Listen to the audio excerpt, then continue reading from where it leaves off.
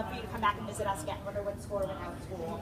So a couple things about the theater and about the performance I want to talk about before we head inside.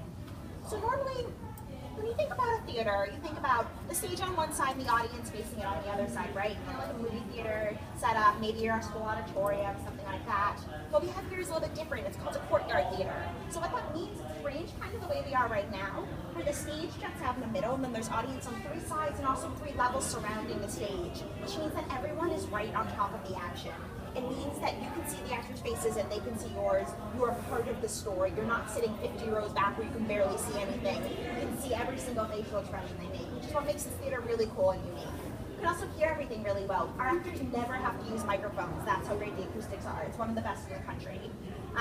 Which is also something kind of special about this. It's a 500-seat theater, and yet everyone can hear them all the time. So you can see really well in this theater. You can hear really well. It's such a great place to see plays because of that.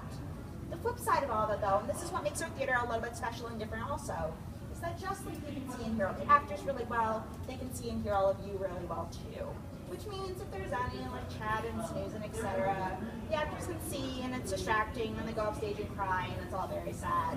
But it really means you guys aren't getting a play, because the audience is that last puzzle piece we need for a play to be a play. Without you guys, it's people standing on stage and maybe sometimes they have swords. That's not a play. They need you guys. Does anyone have cell phones with them today? Great. Making sure that those are shut all the way off. I can tell you from personal experience that I've forgotten to turn my phone off before, and it vibrated in the middle of the show, and it's really embarrassing to have 500 people turn and stare at you at the same time. So make sure you're double checking that to make sure that's all the way off. Save yourself that embarrassment. Turn it off.